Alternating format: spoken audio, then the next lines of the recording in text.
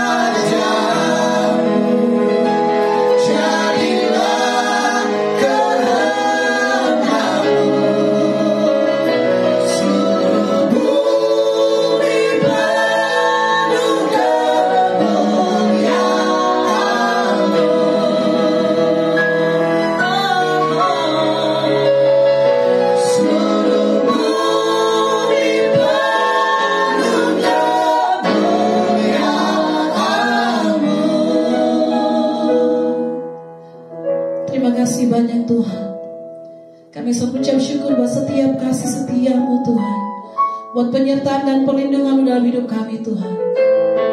Kami ucap syukur kami punya Tuhan yang dahsyat dan luar biasa seperti Engkau Bapa. Engkau menyucikan dan menguruskan setiap hati dan pikiran kami Tuhan. Tunggu jolo kami serahkan ke dalam tangan-Mu untuk Engkau basuh dengan darah-Mu Tuhan.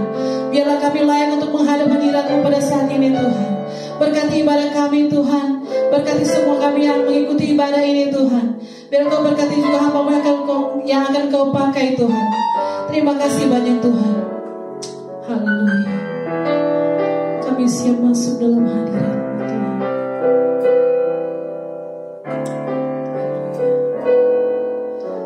Masuk hadirat-Mu Tuhan dengan korban pujian. Masuk hadirat-Mu Tuhan, berhiaskan kekudusan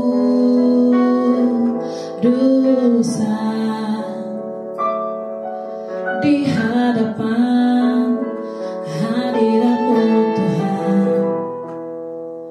Ku rasakan kedamaian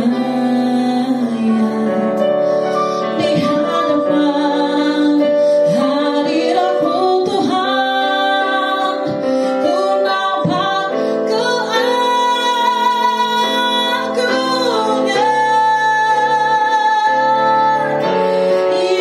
Yesus. Ku sembah Kau, sujud di hadapan-Mu. Keinginan dalam hidupku hanya untuk menyembah-Mu. Mari sama-sama kita akan pujian katakan, masuk hadirat-Mu Tuhan, yes, dengan korban pujian. Masuk hadirat-Mu Tuhan, berhiaskan kekudusan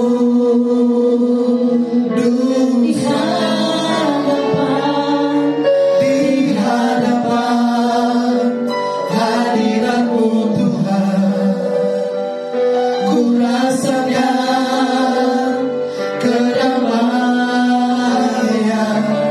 di hadapan hadirat-Mu Tuhan. Ku nampak keagungan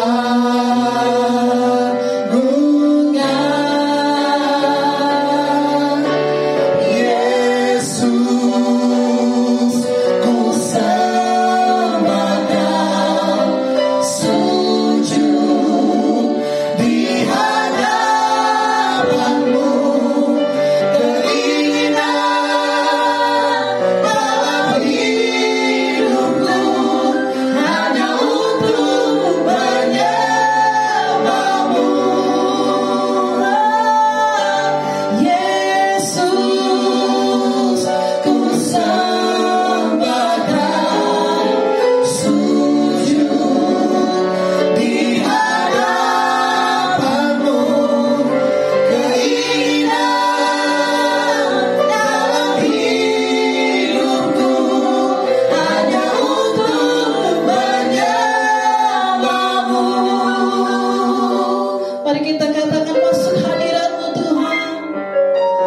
Masuk hadirat-Mu Tuhan, dengan korban pujian.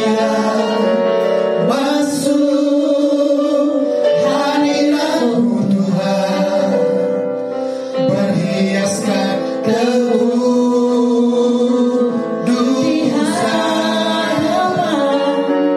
di hadapan hadirat-Mu Tuhan. Ku rasakan kedamaian hanya di hadapan hadirat-Mu Tuhan. Ku nampak keagungan. Mari kita katakan, Yesus, ku sembah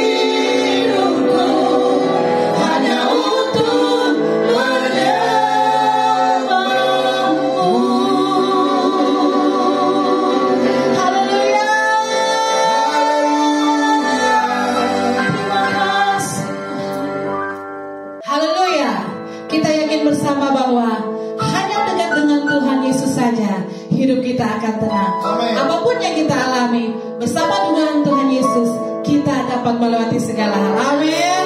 Yes, kita akan menjadi katakan hanya dengan Tuhan saja.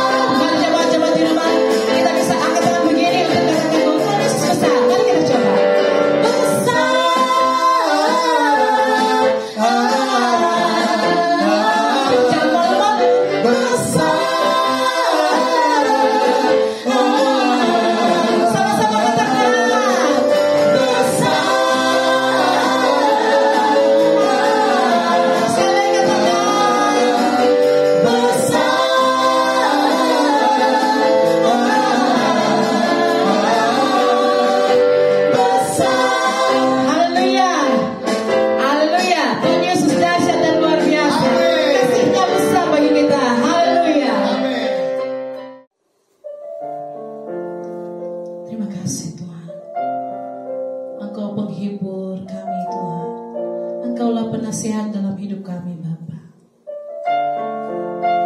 Kami bersyukur punya Tuhan yang dahsyat dan luar biasa seperti Engkau Tuhan.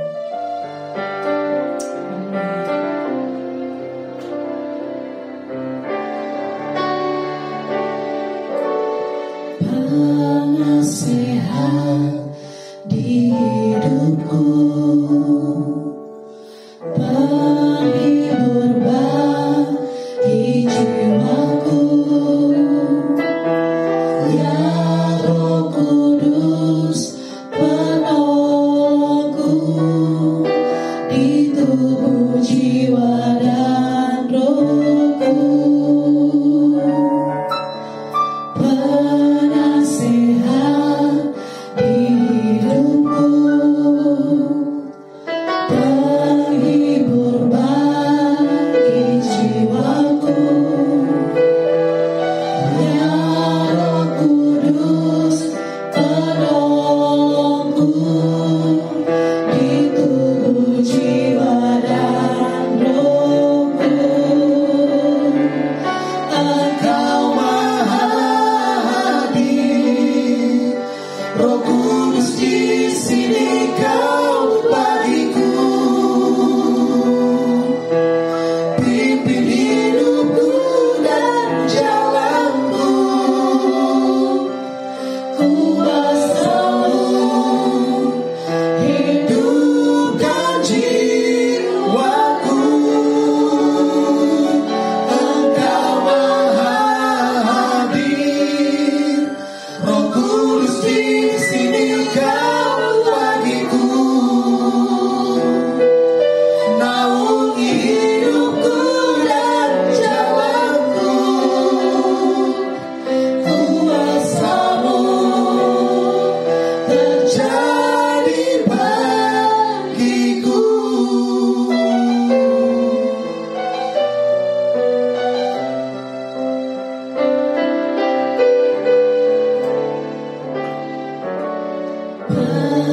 Penasehat di hidupku, penghibur bagi jiwaku, ya Roh Kudus penolongku di tubuh jiwa dan rohku.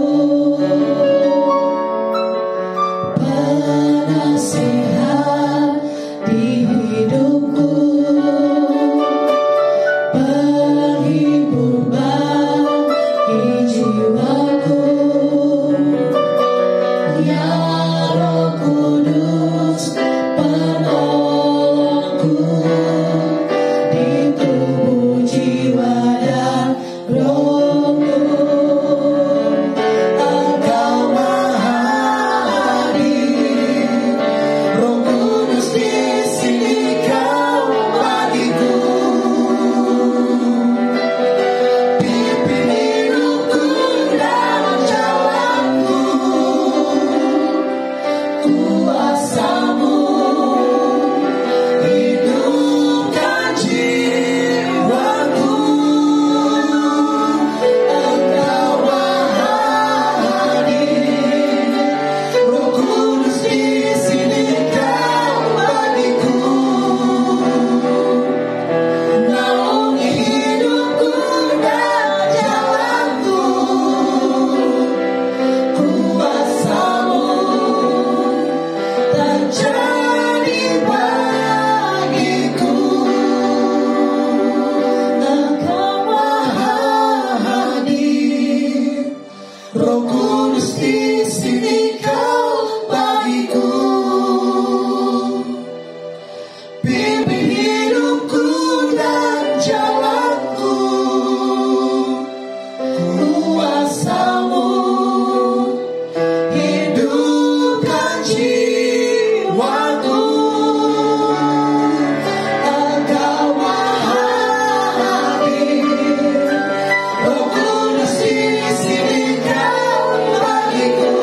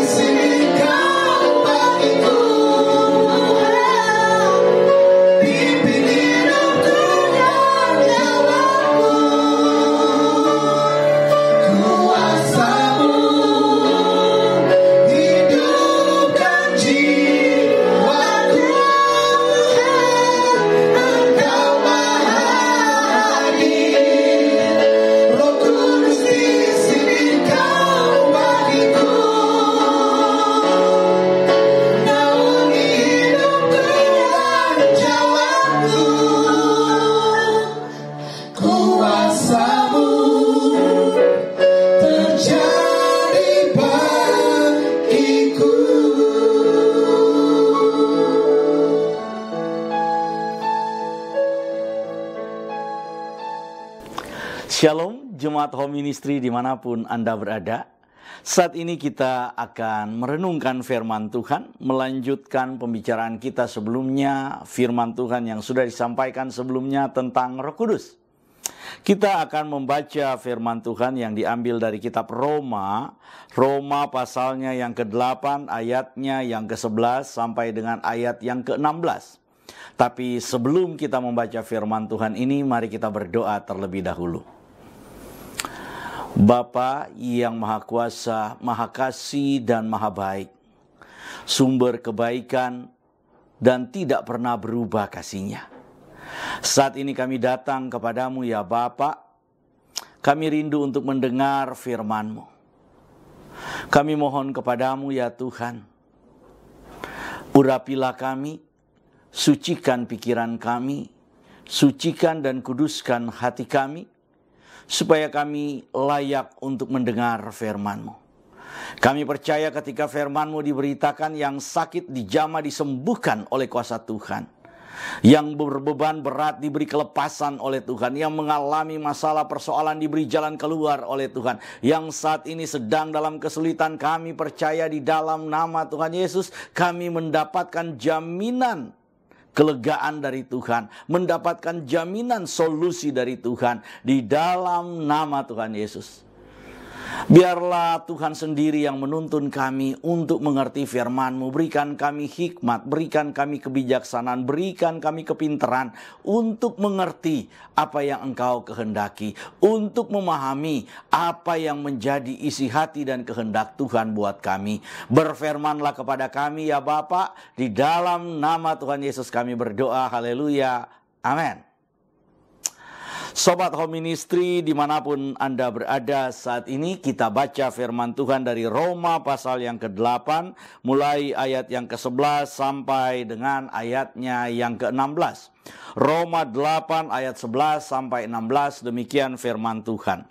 Dan jika roh Dia yang telah membangkitkan Yesus dari antara orang mati diam di dalam kamu, maka Ia yang telah membangkitkan Kristus Yesus dari antara orang mati akan menghidupkan juga tubuhmu yang fana itu oleh Roh-Nya yang diam di dalam kamu. Jadi saudara-saudara, kita adalah orang berhutang tetapi bukan kepada daging, supaya hidup menurut daging. Sebab jika kamu hidup menurut daging, kamu akan mati. Tapi jika oleh roh kamu mematikan perbuatan-perbuatan tubuhmu, kamu akan hidup. Sebab orang yang dipimpin oleh Roh Elohim adalah anak Elohim. Sebab kamu tidak menerima roh perbudakan yang membuat kamu menjadi takut lagi, tetapi kamu telah menerima roh yang menjadikan kamu anak Elohim. Oleh roh itu kita berseru, ya Aba, ya Bapa. Roh itu bersaksi bersama-sama dengan roh kita bahwa kita adalah anak-anak Elohim. Dan jika kita adalah anak, ayat 17 saudara, dan jika kita adalah anak, maka kita juga adalah ahli waris.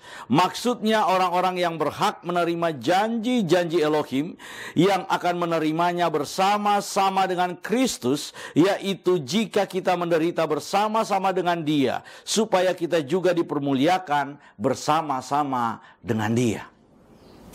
Saudara yang dikasihi oleh Tuhan Yesus Kristus, pada beberapa minggu yang lalu saya sudah menyampaikan firman Tuhan, Roh Kudus yang diam di dalam kita, Roh Kudus yang tinggal di dalam kita. Saya sudah menyampaikan bahwa saudara dan saya ini berdasarkan apa yang dikatakan oleh firman Tuhan adalah bait Roh Kudus. Jadi saudara, kalau kita adalah baitnya Roh Kudus, maka kita harus beriman bahwa Roh Kudus tinggal di dalam kita. Roh Kudus bertakhta di dalam kita. Roh Kudus menetap di dalam kehidupan kita. Oleh karena itu, ketika roh ada di dalam kita, maka Roh Kudus itu atau Roh Elohim itu sendiri bertanggung jawab terhadap segala sesuatu yang terjadi di dalam kehidupan kita. Kalau kita percaya bahwa tubuh kita adalah bait Roh Kudus, maka kita harus percaya bahwa tubuh kita ini bukan bait sakit penyakit. Tubuh kita ini adalah bait tempat tinggalnya roh yang penuh kuasa, yang kemudian memperhatikan kita, yang memberikan kita fasilitas, yang memberikan kita koneksi dengan pencipta segala sesuatu. Oleh karena itu, pada hari ini kita perlu mengetahui, kalau pada khotbah sebelumnya saya langsung masuk di dalam pembicaraan tentang Roh Kudus yang ada di dalam kita, saat ini saya ingin kita memahami terlebih dahulu siapakah Roh Kudus itu. Perhatikan baik-baik, saya menggunakan kata siapa, bukan apa. Kenapa? Karena Roh Kudus itu pertama bukan benda. Roh Kudus itu kedua bukanlah objek. Tapi Roh Kudus itu adalah subjek utama. Dia sehakikat dengan Sang Bapa, dia itu sederajat dengan Sang Bapa, dia juga sehakikat dengan Sang Firman, dia juga sederajat dengan Sang Firman. Roh Kudus, Sang Firman dan Bapa itu sehakikat sederajat, tidak dapat dipisahkan. Roh Bapa itu, Roh Elohim itu disebut juga Roh Kristus. Kenapa? Karena Sang Firman yang telah menjadi manusia dan kita sebut namanya adalah Yesus Kristus, itu memiliki satu roh, memiliki roh yang sama, yaitu Roh Kudus. Jadi kenapa kemudian Roh Kudus itu disebut juga Roh Kristus? Bukan karena Roh Kudus itu adalah Kristus, bukan. Karena Bapa dan Kristus memiliki roh yang sama, satu roh, yaitu Roh Kudus. Oleh karena itu saudara, saya ingin kita membaca terlebih dahulu untuk memahami hal ini. Kita coba baca 1 Korintus. Saya akan buka buat saudara dan akan baca buat kita semua. 1 Korintus pasalnya yang kedua, ayat yang ke-10. 1 Korintus pasal yang kedua, ayatnya yang ke-10. Saya akan mulai baca. Perhatikan baik-baik. Karena kepada kita Elohim telah menyatakannya oleh roh. Sebab roh, perhatikan kata roh di sini huruf besar semua, saudara. Menyelidiki segala sesuatu, bahkan hal yang tersembunyi dalam diri Elohim. Roh menyelidiki segala sesuatu. Roh besar itu, Roh Kudus itu menyelidiki segala sesuatu. Roh Kudus itu tahu tentang segala sesuatu.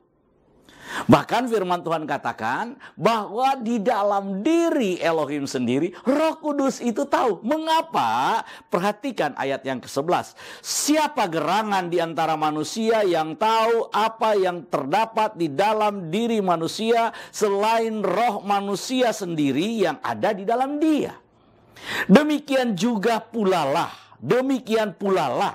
Tidak ada orang yang tahu apa yang terdapat di dalam diri Elohim selain roh Elohim sendiri. Saudara perhatikan baik-baik. Firman Tuhan berkata tidak ada yang tahu apa yang terdapat dalam diri manusia selain roh manusia itu sendiri. Demikian juga Elohim. Tidak ada yang tahu, tidak ada manusia yang tahu, tidak ada makhluk yang tahu apa yang ada di dalam diri Elohim selain roh Elohim itu sendiri, saudara. Selain roh Elohim itu. Jadi dari ayat ini, dari firman Tuhan ini, dan masih banyak lagi ayat-ayat yang lain sebenarnya. Untuk mempersingkat waktu, saya menggunakan ayat ini saja untuk jadi bahan perenungan kita. Jadi firman Tuhan ini memberitahukan kepada kita bahwa roh Elohim itu ada di dalam diri Elohim. Dia menetap di dalam diri Elohim. Dia adalah Elohim itu sendiri. Saya ingin beritahu kepada saudara tentang konsep Trinitas secara singkat kepada kita. Ketika kita berbicara tentang Trinitas, kita sedang berbicara tentang keberadaan, tentang eksistensi dari Elohim itu. Bahwa di dalam diri Elohim itu yang kita sebut, kita sapa sebagai Bapa, itu terdapat firman. Terdapat firman. Firman ini ada di dalam diri Bapa. Firman ini adalah pikirannya Elohim. Firman ini adalah idenya Elohim. Firman ini melekat, ada, menetap di dalam diri Elohim. Dan di dalam diri Elohim juga itu ada roh. Roh ini ada juga di dalam diri Elohim. Firman yang ada dalam diri Elohim itu kemudian menyatakan diri. Kalau pakai istilah Rasul Paulus, memperpanjang diri, mengambil rupa. Kalau pakai istilah Rasul Yohanes, dia telah menjadi manusia. Dia bersekinah, dia tinggal di dalam daging. Dia menetap di dalam daging. Nah, baik Rasul Paulus maupun Rasul Yohanes itu kemudian menyatakan kepada kita bahwa firman atau logos yang sehakikat dengan Elohim itu, yang sederajat dengan Elohim itu, yang kemudian sama dengan Elohim itu, dalam kitab Filipi pasal yang kedua dikatakan mengosongkan dirinya, berkenosis. Dia mengosongkan dirinya, menanggalkan semua atribut-atribut keilahiannya sebagai sang firman, itu ditanggalkan. Sekali lagi, ditanggalkan. Bukan kemudian tanpa eksistensi sang firman, bukan saudara, tapi ditanggalkan. Jadi kalau dia itu punya predikat, dia punya kuasa, dia punya gelar, dia punya segalanya, dia sederajat, dia sehakikat, dia tanggalkan semuanya itu. Artinya dia tidak menggunakan semuanya itu. Dia tanggalkan semua atribut keilahiannya dan kemudian dia mengambil rupa manusia. Dalam keberadaannya sebagai manusia, dia bukan cuma menjadi manusia atau dia kemudian menjadi manusia yang berkuasa. Bukan saudara, dia menjadi manusia, firman Tuhan katakan dia menjadi manusia sebagai hamba. Dan dalam keberadaan dia sebagai hamba, dia bukan cuma berhenti sebagai hamba, tapi dia juga mengambil posisi, mengambil derajat yang paling rendah, yaitu sebagai manusia terkutuk di atas kayu salib, saudara. Supaya apa? Supaya semua orang yang terkutuk, semua orang yang direndahkan, semua orang yang kemudian diperhambakan, itu tercover dengan apa yang dilakukan oleh Kristus, apa yang dilakukan oleh Sang Firman ketika dia menjadi manusia. Saya rasa mengenai firman yang menjadi manusia, saya sudah sampaikan dalam khotbah saya yang lain berkali-kali. Hari ini saya ingin menyampaikan sekarang tentang Roh Kudus. Saudara, Roh Kudus itu ada di dalam diri Elohim. Firman ada dalam diri Elohim, Roh Kudus ada di dalam diri Elohim. Sebelum segala sesuatu ini ada, yang ada itu yang disebut dengan keberadaan, yang disebut dengan eksistensi, yang ada itu hanyalah satu pribadi, yaitu Elohim. Yang ada itu cuma Elohim. Nah, ketika segala sesuatu belum diciptakan oleh Elohim, maka sudah terjadi relasi kasih di dalam diri Elohim itu sendiri, yaitu Elohim mengasihi anak, yaitu Sang Firman. Kenapa disebut anak? Di dalam Konsili Nikea dikatakan bahwa Sang Firman itu diperanakan, Sang Firman itu keluar. Sang Firman itu ketika keluar, itu kemudian disebut dengan istilah anak. Pengistilahan ini supaya saudara dan saya mengerti. Jadi saudara, ini untuk kita mengerti. Jadi Sang Firman itu disebut anak, itu bukan karena dia lahir dari rahim Maria, kemudian disebut anak. Bukan, saudara. Sejak kekal, dia disebut sebagai anak. Bukan karena dia lebih kecil, bukan karena derajatnya lebih rendah, bukan. Dia disebut anak karena dia keluar dari Sang Firman. Dia keluar dari Sang Bapa, dia keluar dari Sang Elohim itu sendiri. Ini ingin menunjukkan relasi. Ini untuk menunjukkan hubungan antara Elohim yang memiliki firman dan Roh Kudus itu. Elohim yang memiliki firman, pemilik firman itu sekarang berfirman. Firman yang kemudian keluar itu disebut dengan istilah anak, diperanakkan. Jadi bukan kemudian Elohim mengandung dan beranak. Bukan itu, saudara. Disebut anak itu untuk menunjukkan relasi, hubungan, kedekatan, bahwa dia itu sehakikat. Bukan untuk menunjukkan derajat yang lebih rendah. Bukan untuk menunjukkan keberadaan dari Sang Firman itu di bawah derajat daripada Sang Elohim. Bukan.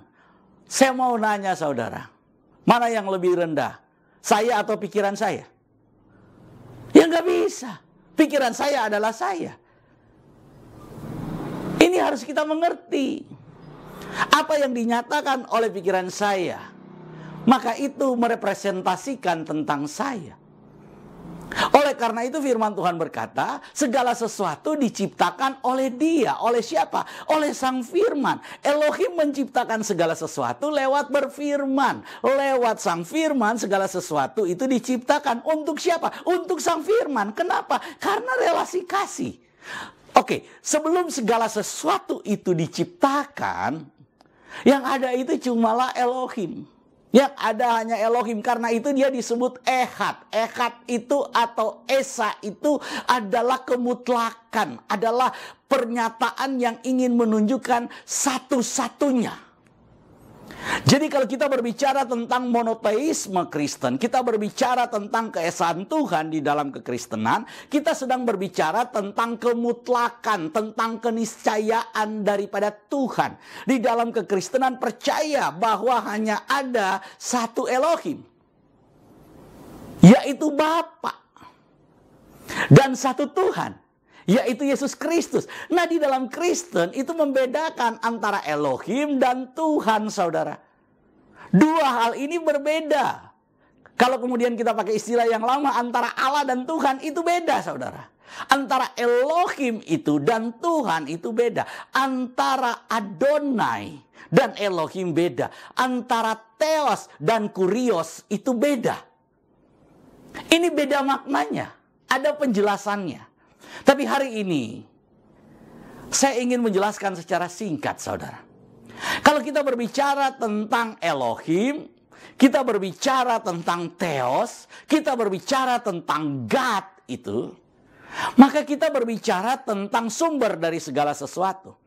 Di dalam 1 Korintus pasal yang ke-8 ayat yang ke-6 dikatakan, bagi kita hanya ada satu Elohim saja, yaitu Bapa, yang daripadanya berasal segala sesuatu, dan satu Tuhan saja, yaitu Yesus Kristus, yang untuk Dia kita hidup, kata firman Tuhan. Jadi dalam iman percaya kita, antara Elohim, antara God, antara Theos, Theos dan Kurios, antara Elohim dan Adonai, antara God dan Lord, itu dibedakan sama sekali. Itu dibedakan, saudara. Nanti saudara baca di dalam beberapa ayat dikatakan bahwa Elohim membangkitkan Tuhan.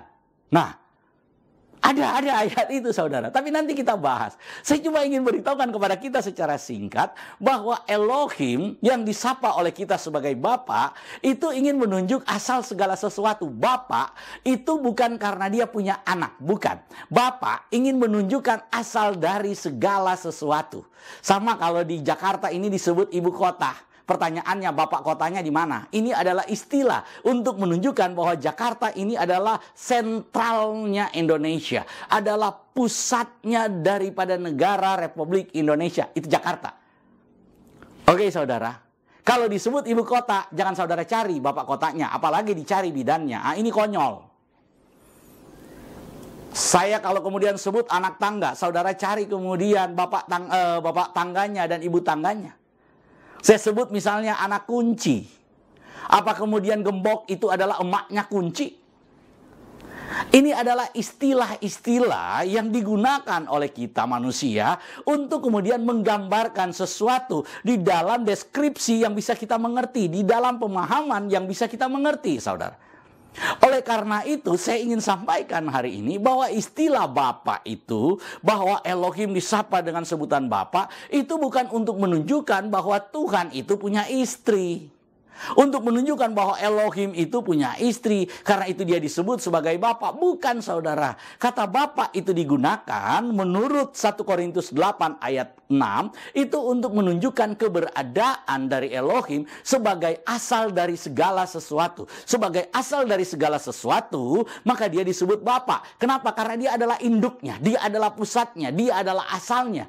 Karena dia adalah induknya, dia adalah asalnya di dalam budaya patriarkat, di dalam budaya kebapakan, di dalam budaya laki-laki ini patriarkat, maka kemudian digunakanlah istilah Bapa. Kalau seandainya mungkin lahir dalam budaya matriarkat, maka dia disebut ibu. Bisa saja, saudara. Tapi karena kemudian kitab suci orang Kristen itu dan kemudian beberapa kitab suci yang lain memang lahir dari budaya patriarkat, khususnya dari Timur Tengah, dari Israel, maka kemudian disebut dengan Bapa. Bapa untuk menunjukkan asal dari segala sesuatu. Anak itu untuk menunjukkan relasi antara sang Bapa sebagai pemilik firman dan firman itu sendiri yang keluar dari Bapa. Karena segala sesuatu yang keluar dari Bapa dalam konsili Nikea, maka itu disebut dengan anak, diperanakan. Sang firman itu telah diperanakan menjadi daging. Sang firman itu diperanakan, kata pengakuan iman kita. Sang firman itu diperanakan sebelum ada segala zaman. Dia adalah terang dari terang yang sejati, keluar dari terang yang sejati, diperanakan bukan diciptakan. Nah, ini penting untuk kita pahami bahwa sang firman itu bukan diciptakan oleh sang Bapa. Kalau sang firman itu diciptakan oleh sang Bapa, kan sang Bapa menciptakan atau Elohim menciptakan segala sesuatu lewat firman. Kalau kemudian sang firman diciptakan, lalu dengan apa Bapa menciptakan sang firman? Padahal segala sesuatu diciptakan oleh sang firman. Jadi ini jelas pemahaman kita. Jangan kemudian dibingungkan dengan hal-hal seperti ini yang kemudian memahami pemahaman kita orang Kristen, memahami keyakinan Kristen itu dengan pemahaman keyakinan lain. Ini konyol. Sama seperti saya kemudian memahami keyakinan lain dengan keyakinan saya. Ini nggak matching, ini nggak kena, saudara. Nggak boleh begitu. Biarkan orang lain memahami keyakinannya dengan cara pandang mereka, dan biarkan kami memahami keyakinan kami dengan cara pemahaman kami, dengan istilah-istilah yang sudah kami pahami. Saudara, kalau kemudian orang Jawa itu bilang pisang, itu orang Sunda bilang pisang itu apa? Nah, kalau kemudian dalam bahasa Jawa itu jadi berbeda, saudara, artinya. Oleh karena itu nggak bisa pemahaman kita dipaksakan untuk menilai pemahaman keyakinan orang lain.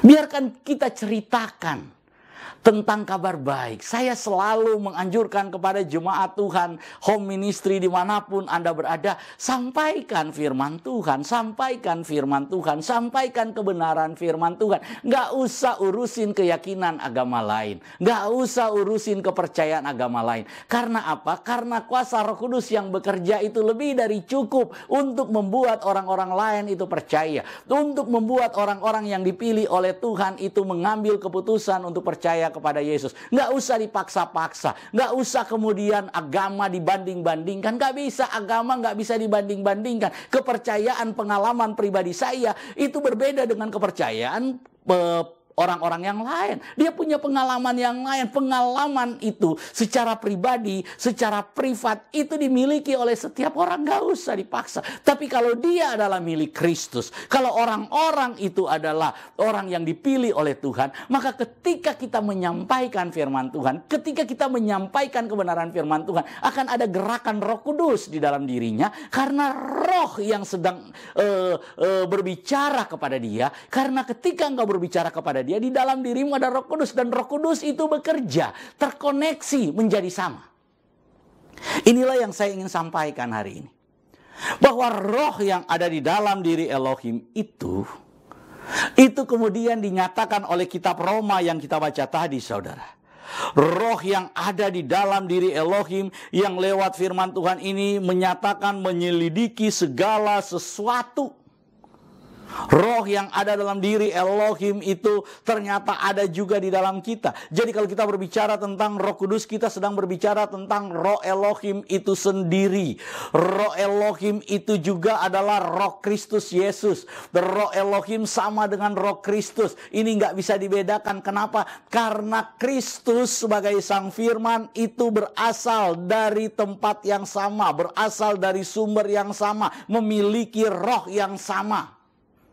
Karena dia memiliki roh yang sama, maka dia juga disebut sebagai Roh Kristus. Roh Kudus itu disebut Roh Kristus. Karena itu kita kembali kepada renungan kita hari ini. Di dalam Roma pasal yang ke-8, Roma pasal yang ke-8 ayat yang ke-11, perhatikan baik-baik, kita baca, kita mulai renungan kita. Jika roh dia yang telah membangkitkan Yesus dari antara orang mati diam di dalam kamu, maka ia yang telah membangkitkan Kristus dari antara orang mati akan menghidupkan juga tubuhmu yang fana itu oleh rohnya yang diam di dalam kamu.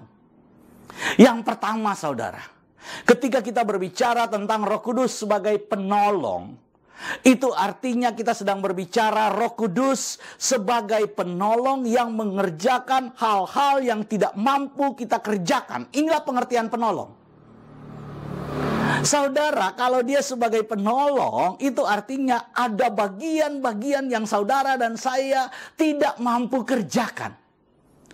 Ada bagian-bagian di dalam kehidupan ini yang tidak mampu kita lakukan. Ada bagian-bagian di dalam perjalanan iman kita yang tidak mampu kita kerjakan.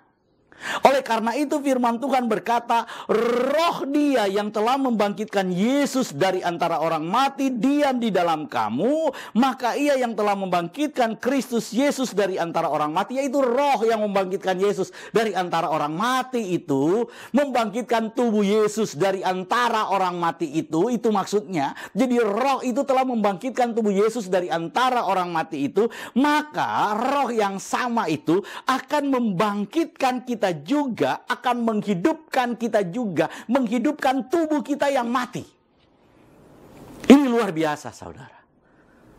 Apa yang tidak mampu kita lakukan, yaitu membangkitkan tubuh kita ini, mengganti tubuh kita ini. Saudara-saudara boleh operasi plastik, hidung saudara boleh saudara operasi berkali-kali, saudara. Saudara buat hidungnya jadi mancung, buat lagi jadi pesek. Saudara bisa kemudian tarik dagu saudara sampai kemudian dia merosot ke bawah begini, seperti plastik yang meleleh. Saudara bisa ganti semua mukamu seperti plastik, ditarik-tarik, saudara ganti semuanya. Tapi saudara tidak bisa ganti tubuhmu ini. Saudara cuma bisa ganti, nggak bisa spare part tubuh ini nggak bisa diganti. Walaupun saudara operasi plastik ribuan kali, saudara nggak mampu mengganti. Saudara lihat dulu Michael Jackson, berapa banyak dia operasi. Saudara mungkin sekarang lagi ngetren, ke Korea dioperasi kiri kanan, oplas kiri kanan, dan segala macam saudara. Tapi kita nggak bisa ganti tubuh kita ini.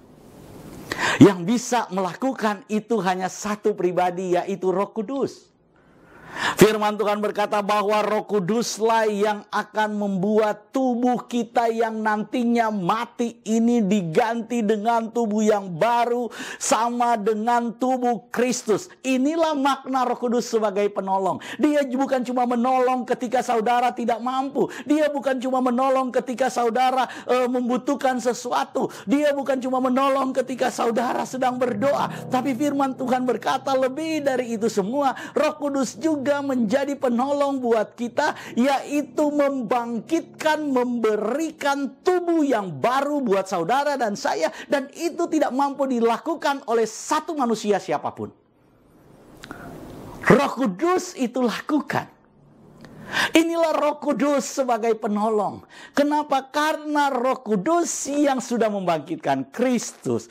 Roh Kudus yang ada di dalam diri Elohim itu. Roh Kudus itu firman Tuhan katakan, Roh Kudus yang ada dalam diri Elohim itu, dia adalah Roh Kristus, dan Roh Kristus itu juga ada di dalam kita. Jadi Roh Kudus yang ada di dalam saudara dan saya, Roh Kudus yang ada di dalam diri orang percaya, itu adalah roh yang sama yang ada di dalam diri Kristus. Karena rohnya sama, kita terkoneksi sama, maka roh yang sama itu membangkitkan tubuh Kristus. Karena tubuh Kristus dibangkitkan oleh roh itu, maka kita yang memiliki roh yang sama, itu juga dibangkitkan tubuhnya. Jadi saudara-saudara, yang pertama, kalau kita bicara tentang Roh Kudus sebagai penolong, maka kita sedang berbicara tentang Roh Kudus yang menolong kita untuk memberikan kita tubuh yang baru. Saudara, adakah keyakinan, adakah kepercayaan, adakah iman yang kemudian percaya dengan hal seperti ini? Adakah iman yang percaya bahwa kita akan diberikan tubuh yang baru? Tubuh kebangkitan yang tidak tersentuh maut, tubuh kebangkitan yang kemudian tidak terjamah oleh sakit penyakit, tubuh kebangkitan yang selalu sehat, tubuh kebangkitan yang tidak mengenal kanker, tubuh kebangkitan yang tidak mengenal tumor, tubuh kebangkitan yang tidak mengenal sakit jantung, tubuh kebangkitan yang tidak mengenal sakit ginjal, tubuh yang tidak kemudian mengenal COVID, tubuh yang tidak tersentuh dengan bakteri, virus, dan sakit apapun, tubuh yang tidak kemudian menyebabkan terjadi kelemahan-kelemahan diabetes yang menyebabkan kelemahan-kelemahan fisik, misalnya mata menjadi buta, dan semua hal-hal yang lain. Inilah tubuh yang dijanjikan dan diberikan oleh Roh Kudus buat saudara dan saya. Luar biasa. Tubuh yang sama dengan tubuh Tuhan kita, Yesus Kristus. Oleh karena itu saudara, mari kita lihat yang kedua. Jadi saudara-saudara, kita adalah orang berhutang. Luar biasa. Paulus memberitahukan kepada kita bahwa saudara dan saya itu sudah dibayar. Dibayar di muka. Dibayar di muka saudara. Jadi kita ini sudah dibayar, ditebus, sudah dibayar, dibayarnya di muka. Bukan dibayar di belakang, saudara. Enggak, dibayar di muka. Sebelum saudara dan saya ada, bukankah Kristus sudah membayar kita 2000 tahun yang lalu dibayar di muka, saudara? Saudara dan saya ini dibayar di muka, ditebus, dibayar. Oleh karena itu firman Tuhan katakan, jadi saudara-saudara kita adalah orang yang berhutang. Kenapa? Karena kita sudah dibayar. Kita sudah ditebus. Oleh karena itu kita menjadi orang berhutang. Tapi bukan, kata firman Tuhan, tapi bukan berhutang kepada daging supaya hidup menurut daging. Saudara, jadi kita ini disebut sebagai orang yang berhutang, bukan berhutang kepada daging, tapi kita dilepaskan dari semua keinginan-keinginan daging, dari semua penyebab-penyebab dosa, dari semua intimidasi dosa, dari semua kelemahan-kelemahan daging, supaya kita mengikuti keinginan roh. Jadi yang kedua, Roh Kudus itu sebagai penolong yang akan menjadi renungan kita hari ini adalah Roh Kudus yang menolong kita untuk mengerjakan, melakukan keinginan-keinginan Elohim itu sendiri. Karena firman Tuhan katakan, siapakah yang tahu apa yang ada dalam diri Elohim selain Roh Elohim itu sendiri. Jadi Roh Kudus itu mengerjakan di dalam kita supaya saudara dan saya bisa mengerti apa yang menjadi keinginan Elohim, apa yang menjadi rencana Elohim, apa yang menjadi kehendak Elohim dalam hidup kita. Wow, saudara. Saudara, kalau seandainya menteri-menteri Pak Presiden Jokowi atau menteri atau partai-partai pengusung Presiden Jokowi, saya bukan mau ngomong politik, saya ingin membandingkan, saya cuma ingin memberikan contoh. Itu mengerti apa yang menjadi rencana dan kehendak dari Presiden Jokowi, maka mereka pasti akan mengerjakan itu. Mereka pasti akan melakukan itu. Bagaimana kemudian para menteri ini bisa mengerti keinginan Pak Jokowi? Maka mereka harus ada dan komunikasi selalu dengan Pak Jokowi. Mereka harus selalu mendengar apa yang sebenarnya menjadi rencana-rencana Pak Jokowi di masa depan. Rencana-rencana Pak Jokowi dalam pemerintahannya ini. Rencana-rencana Jokowi yang dibangun untuk kemudian beberapa tahun nanti ke depan. Bahkan rencana Pak Jokowi sebagai presiden hari ini yang sudah merencanakan pembangunan sampai 2045. Apa yang menjadi rencana-rencananya. Nah, menteri-menterinya kalau kemudian mengerti, menteri-menterinya kemudian kalau tahu, menteri-menterinya kalau kemudian tahu kehendak dari presiden, maka mereka kemudian akan mengerjakan itu secara benar. Tapi kalau mereka kemudian nggak tahu, maka kemudian mereka akan mengkritik, mereka kemudian akan mencela, mereka kemudian akan membuli. Jadi orang-orang yang mengkritik, orang-orang yang membuli itu adalah orang-orang yang kemudian tidak tahu. Saya berpendapat seperti itu. Begitu juga dengan Roh Kudus, saudara. Saudara, kalau kita itu tidak mengerti apa yang menjadi rencana Tuhan lewat pribadi yang bernama Yesus Kristus, yaitu firman Tuhan, yaitu ide Tuhan itu sendiri, yaitu rencana Tuhan itu sendiri, yaitu pikiran Tuhan itu sendiri, yang disebut dengan Logos itu yang sudah menjadi manusia, dan kita sapa dengan nama Yesus Kristus itu, saudara.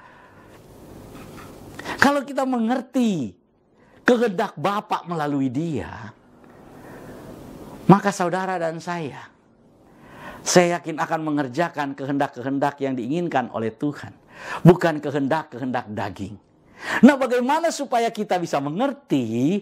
Maka ayat yang kita baca barusan ini memberikan kita solusinya. Yaitu apa? Bahwa Roh Kudus itulah yang mengerjakannya di dalam kita. Mari kita baca dulu, saudara. Saya ingin kita baca Filipi.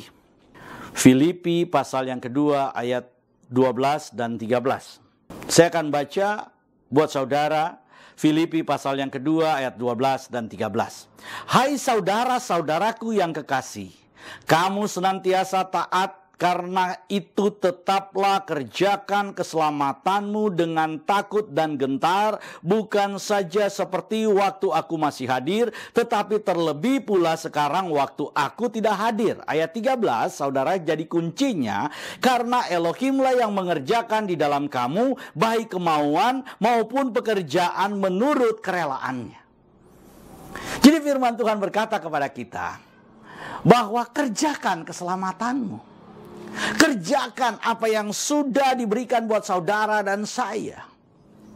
Bagaimana kita bisa mengerjakan itu? Saudara mungkin berkata, Pak, saya sudah diselamatkan, saya mau mengerjakan keselamatan saya, tapi aduh, saya susah sekali mengerjakan itu. Saya selalu jatuh dan jatuh lagi. Saya selalu kemudian tidak mampu melakukan itu. Bagaimana saya bisa mengerjakan keselamatan itu berkenan kepada Tuhan, secara benar kepada Tuhan? Firman Tuhan berkata, karena Elohimlah yang mengerjakan di dalam kamu, saudara. Jadi kalau kita berbicara tentang mengerjakan kehendak Tuhan, mengerjakan keselamatan, mengerjakan rencana Tuhan di dalam kehidupan kita, di dalam keberimanan kita, maka kita harus mengerti firman Tuhan ini, bahwa Roh Kudus sudah mengerjakan terlebih dahulu di dalam kita. Karena Roh Kuduslah yang tahu apa yang ada di dalam diri Elohim. Kalau saudara mengerjakan apa yang engkau ingin kerjakan dan engkau sebut bahwa saya mengerjakan keselamatan, saya mengerjakan iman saya mengerjakan kepercayaan saya menurut tafsirmu, menurut pandanganmu, menurut pikiranmu, maka saudara tidak akan mengerjakan pekerjaan Kristus, tapi saudara mengerjakan apa yang menurut saudara bisa dikerjakan. Saudara mengerjakan apa yang menurutmu, bukan apa yang menurut Tuhan. Kalau ingin mengerjakan pekerjaan Tuhan, mengerjakan keselamatan yang dipercayakan oleh Tuhan buat saudara dan saya, sesuai dengan kehendak Tuhan, sesuai dengan rencana Tuhan, menurut apa yang Tuhan inginkan, maka firman Tuhan memberitahukan kepada kita, kerjakan itu lewat apa? Lewat apa yang sudah Roh Kudus taruh di dalam hidupmu, melewat apa yang sudah Roh Kudus gerakan di dalam hidupmu. Saudara, pernahkah saudara ketika ingin melakukan sesuatu, ada kemudian roh yang berbicara di dalam kita, jangan lakukan itu. Atau Roh Kudus kemudian seperti mendorong kita, kita begitu menggebu-gebu, kita bersemangat misalnya, kemudian Pak Mul, kemudian ketika kemudian dia sudah lelah, dia sudah capek, ada di rumah, tapi kemudian ada gerakan dari Roh Kudus di dalam dirinya, yang kemudian begitu membara, yang begitu bersemangat, yang begitu berapi-api, menyuruh dia pergi beritakan Injil. Dan dia bergerak pergi. Nah, itu mengerjakan kehendak Tuhan.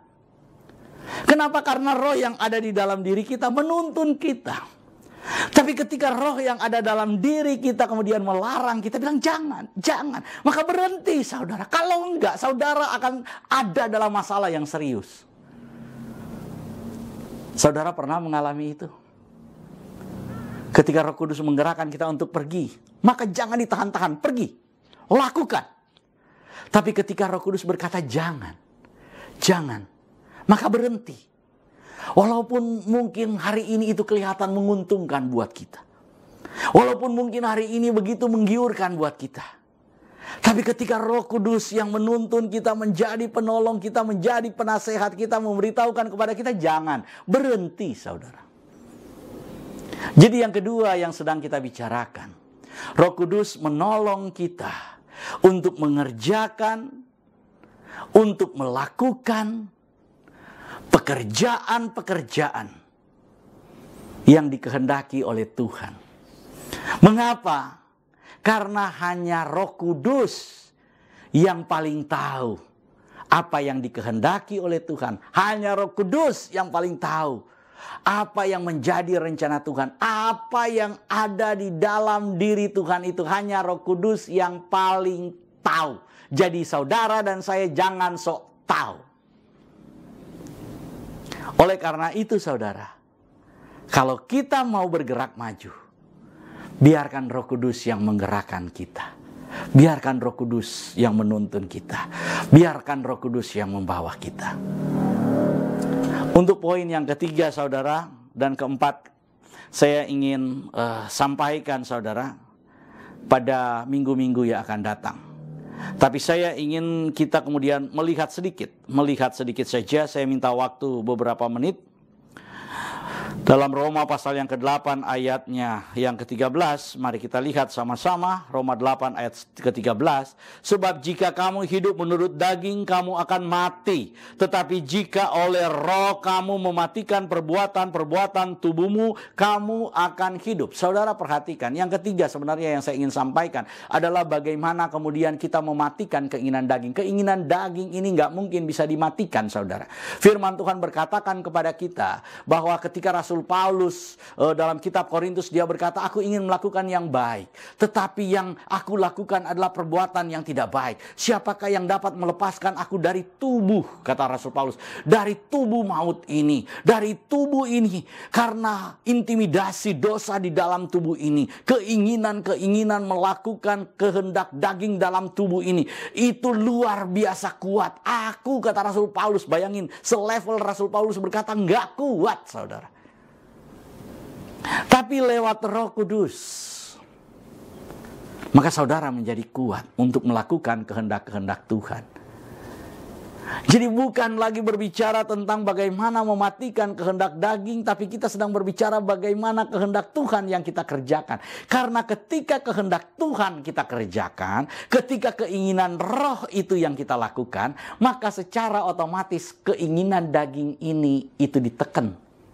Untuk menekan keinginan daging, saudara, bukan saudara dengan berpuasa, bukan saudara kemudian dengan menjaga kekudusan, menjaga, waduh saudara, percayalah nggak kuat. Tapi kemudian untuk menekan kehendak daging, firman Tuhan memberitahukan kita, lakukan keinginan roh. Jadi jangan fokus kepada menekan keinginan dagingnya. Jangan fokus pada keinginan daging itu. Tapi fokus kepada keinginan roh. Kalau kita fokus kepada keinginan roh, kita melakukan keinginan-keinginan roh itu, maka secara otomatis kita tidak melakukan keinginan daging. Itu rumusnya. Karena keinginan daging dan keinginan roh ini bertolak belakang. Jadi jangan fokus kepada keinginan daging. Jangan fokus dengan jangan lakukan. Jangan fokus dengan itu. Tetapi fokus dengan keinginan roh. Lakukan ini. Lakukan kehendak Tuhan. Baca firman Tuhan. Lakukan penginjilan. Lakukan kemudian ibadah persekutuan. Lakukan apa? Lakukan keinginan roh yang menuntun kita. Jadi Roh Kudus menolong kita untuk apa? Untuk mematikan keinginan daging. Daging bisa mati? Nggak bisa. Loh, salah, bukan. Logika berpikirnya bukan begitu. Bukan saudara matikan, tekan keinginan daging. Saudara nggak bisa tekan. Tapi yang kita lakukan adalah lakukan keinginan roh. Maka dengan melakukan keinginan roh, keinginan daging ini dimatikan. Saya harap saudara paham. Tapi untuk poin ini saya akan sampaikan pada waktu yang akan datang. Bagaimana kemudian kita melakukan keinginan roh dan mematikan keinginan daging. Poin yang keempat yang ingin saya sampaikan pada waktu yang akan datang. Pada ayat 14 dan 15. Sebab semua orang yang dipimpin oleh Roh Elohim adalah anak. Nah, kita akan berbicara tentang anak Elohim dan ahli waris. Ini akan kita bicarakan pada minggu-minggu yang akan datang. Jadi Roh Kudus menolong kita. Menolong kita untuk apa? Menolong kita untuk menjadi anak. Menolong kita untuk memiliki legitimasi. Memiliki legalitas sebagai seorang anak. Anak Elohim. Anak Tuhan. Luar biasa. Sobat Home Ministry dimanapun Anda berada, karena waktunya sangat singkat, maka khotbah saya akan dicari waktu lagi. Di waktu-waktu yang akan datang kita akan lanjutkan membicarakan tadi yang sudah saya sampaikan tentang keinginan daging dan keinginan roh, dan kemudian Roh Kudus yang menolong kita untuk apa? Untuk mengangkat kita sebagai anak menjadi ahli waris dari Bapa Surgawi. Kita berdoa. Terima kasih ya Tuhan buat penyertaan, perlindungan, tuntunan-Mu di dalam kehidupan kami. Saat ini kami telah mendengar firman-Mu. Kami berdoa kepadamu melalui perantaraan Tuhan kami Yesus Kristus. yang terus bersyafaat buat kami, yang mengcover kami dengan doa dan berkat-Nya, yang menolong dan menopang kami dalam setiap kesulitan dan permasalahan kami. Bahkan saat ini telah memberikan Roh-Nya yang kudus di dalam kehidupan kami. Roh Kristus ada di dalam kami.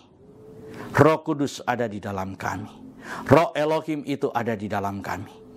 Karena Roh Kudus ada di dalam kami, Roh Elohim ada di dalam kami, maka Roh Kudus itu mengajarkan kepada kami percaya bagaimana melakukan kehendak Bapa, bagaimana melakukan rencana Tuhan, bagaimana mengerjakan apa yang Tuhan mau di dalam kehidupan kami. Karena itu ya Tuhan, di dalam nama Tuhan Yesus kami serahkan hidup kami serahkan ke dalam tangan-Mu, kami serahkan ke dalam kekuatan-Mu. Oleh bilur-bilur darah Tuhan Yesus kami telah disembuhkan, oleh bilur-bilur darah Tuhan Yesus kami sudah dilepaskan. Dan kami berdoa kepadamu ya Roh Kudus, bantulah kami untuk berdoa kepada Sang Bapa. Kami percaya Roh Kudus saat ini bersaksi di hadapan Bapa bahwa kami adalah anak-anak Elohim, bahwa kami adalah anak-anak-Mu yang membutuhkan pertolongan. Roh Kudus berdoa buat kami sehingga kami bisa menyapa ya Aba ya Bapa karena pekerjaan Roh Kudus.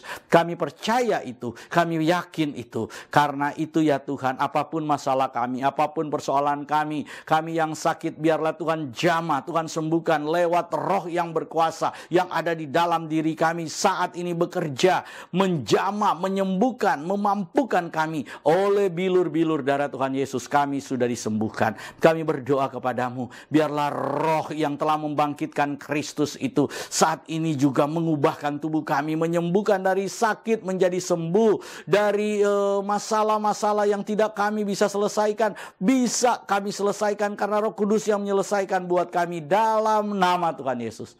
Terima kasih ya Tuhan, terima kasih ya Bapa. Kami serahkan hidup kami ke dalam tangan kasih-Mu. Di dalam nama-Mu kami berdoa, berkatilah jemaat-jemaat-Mu ini Tuhan dengan berkat-berkat yang sudah Engkau janjikan. Haleluya. Dalam nama Tuhan Yesus kami berdoa. Amin. Sobat Home Ministry dimanapun Anda berada saat ini, kami ingin informasikan bahwa Home Ministry terus melakukan ibadah minggu setiap minggu pertama, minggu ketiga, dan minggu kelima. Dan dalam setiap ibadah-ibadah gerejawi, ibadah-ibadah Kristen, ibadah-ibadah umat Tuhan, kita akan memperingati ibadah-ibadah itu. Selamat hari Minggu. Selamat menikmati berkat-berkat Tuhan. Selamat menikmati kasih Tuhan yang tanpa batas. Selamat menikmati mujizat Tuhan. Tuhan Yesus memberkati.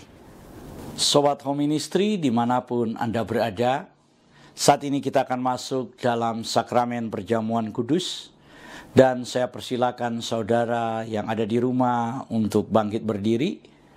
Bagi saudara-saudara yang saat ini sudah menyiapkan sarana perjamuan kudus, mohon dipegang dan kita akan doakan sama-sama. Di dalam nama Tuhan Yesus saat ini kami mengangkat roti dan anggur ini. Kami kuduskan, kami sucikan di dalam nama Tuhan Yesus menjadi layak digunakan untuk perjamuan kudus ini. Dalam nama Tuhan Yesus. Haleluya. Amin. Saudara, dengarkanlah ketetapan perjamuan kudus. Yesus berfirman, "Akulah roti hidup yang telah turun dari sorga. Jikalau seorang makan dari roti ini, ia akan hidup selama-lamanya. Dan roti yang kuberikan itu ialah dagingku, yang akan kuberikan untuk hidup dunia." Maka kata Yesus kepada mereka, "Aku berkata kepadamu, sesungguhnya jikalau kamu tidak makan daging anak manusia dan minum darahnya, kamu tidak akan mempunyai hidup dalam dirimu. Barang siapa makan dagingku dan minum darahku, ia mempunyai hidup yang kekal, dan aku akan membangkitkan dia pada akhir zaman. Sebab dagingku adalah benar-benar makanan, dan darahku adalah benar-benar minuman. Barang siapa makan dagingku dan minum darahku, ia tinggal di dalam aku dan aku di dalam dia. Sama seperti Bapa yang hidup mengutus aku dan aku hidup oleh Bapa, Demikian juga barang siapa yang makan aku akan hidup oleh aku. Inilah roti yang telah turun dari sorga, bukan roti yang dimakan nenek moyangmu dan mereka telah mati. Barang siapa makan roti ini, ia akan hidup selama-lamanya. Dan ketika mereka sedang makan, Yesus mengambil roti, mengucap syukur, memecah-mecahkannya, lalu memberikan kepada murid-muridnya dan berkata, "Ambillah, makanlah, inilah tubuhku."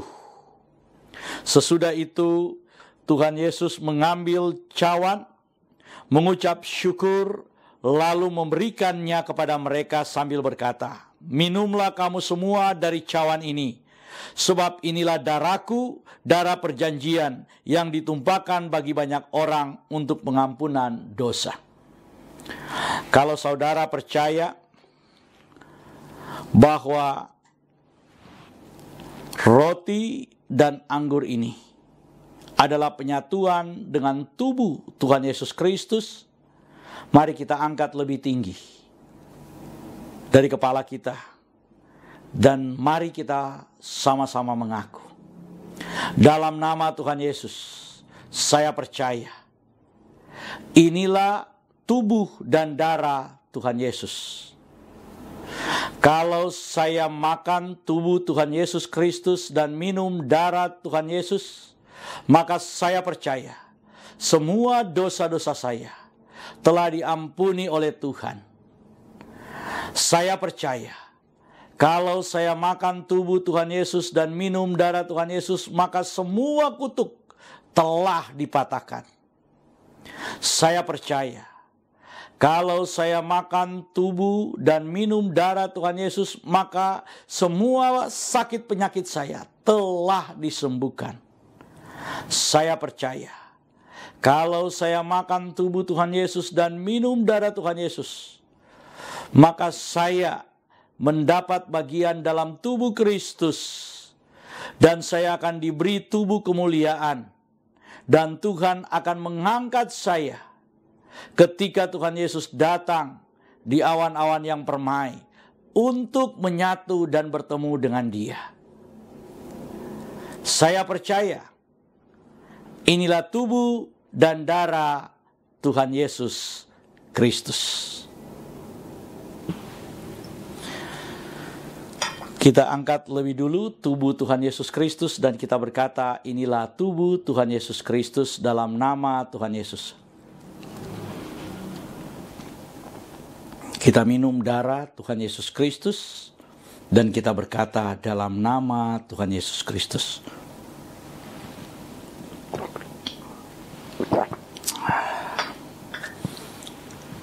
Mari kita mengucap syukur bersama-sama.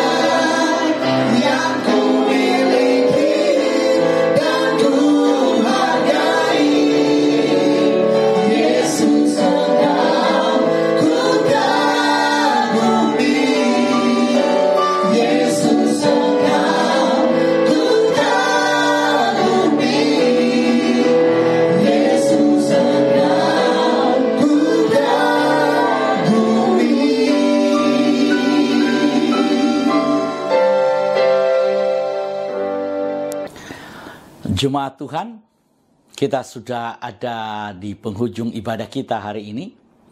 Sebelum kita masuk dalam doa berkat, kami ingin memberitahukan bahwa Home Ministry terus melayani jemaat Tuhan.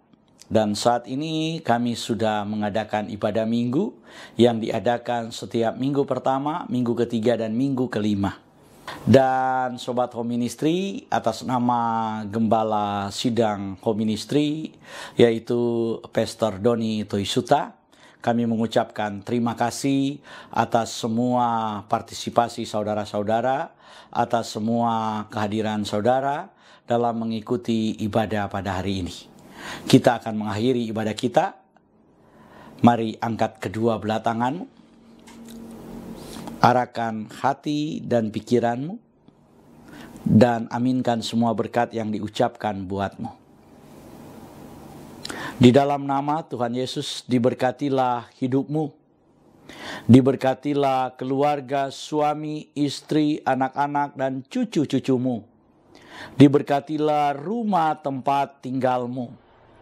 Diberkatilah sumber-sumber mata pencarian, pekerjaan, dan karirmu. Diberkatilah tubuh jasmani dan kesehatanmu. Dan diberkatilah pertumbuhan rohanimu.